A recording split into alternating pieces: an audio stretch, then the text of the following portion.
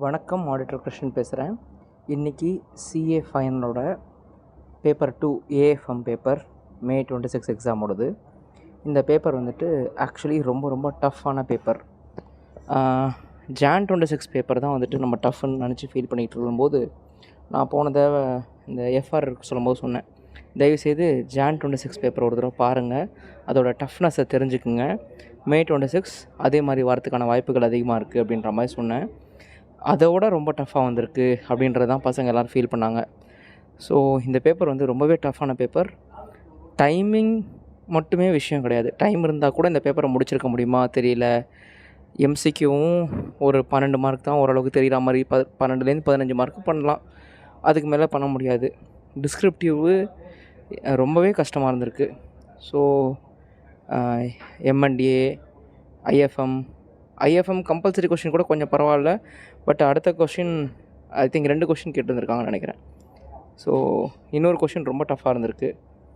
So எல்லாருமே ஒரு மாதிரி கதறல்ஸு, பிளாக் ஷோல்ஸ் மாடல்ஸு, அதாவது ஆக்சுவலி ஐஎஃப்எம் அதாவது என்ன சொல்கிறதுனா இன்ஸ்டியூட் ஸ்டடி மெட்டீரியலில் அது பத்தாது. இன்ஸ்டியூட் ஸ்டடி மெட்டீரியல் வந்து இப்போ இருக்கிற மெட்டீரியல் வந்து ஏஎஃப்எம்க்கு பத்தாது. ஏன்னா ஐசிஐ வந்துட்டு ஏதோ ஒன்று எதிர்பார்க்குது நம்மக்கிட்ட எக்ஸாமில், ஆனால் அதுக்கு கிட்ட கூட இல்லை இன்ஸ்டியூட் ஸ்டடி மெட்டீரியல் அப்படின்ற மாதிரி தான் இருக்குது. நம்ம past examination question, RTP question, MTP கொஷின்ஸ்லாம் பார்த்துட்டு போயிருந்தா கூட இந்த மாதிரியெல்லாம் கொஷின்ஸ் இருக்கான்னு கூட தெரியலை.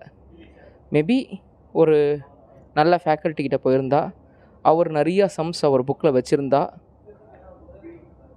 அதை நம்ம நிறையா போட்டு பார்த்துருந்தா எக்ஸாம் எழுதியிருக்க முடியும். பட் யாருக்குமே எனக்கு தெரிஞ்சு ஒரு சாட்டிஸ்ஃபேக்ஷன் இருக்காது. 50 மார்க் வரலாம் அப்படின்ற மாதிரி தான் எல்லாருமே சொல்கிறாங்க. யாருமே எக்ஸாம்ஷன் வந்துடும், 80+ வந்துடும், நான் 90 மார்க்ஸ் அட்டன் பண்ணேன் அப்படின்ற மாதிரிலாம் சொல்லலை. நான் ஒரு 6 பேர்கிட்ட பேசினேன். ஹையஸ்டே 86 மார்க்ஸ் தான் அட்டன் பண்ணியிருக்காங்க. ஏதோ ஒரு 16 மார்க்ஸ் ஏதோ ஒன்று வந்திருக்கு போல இருக்குது.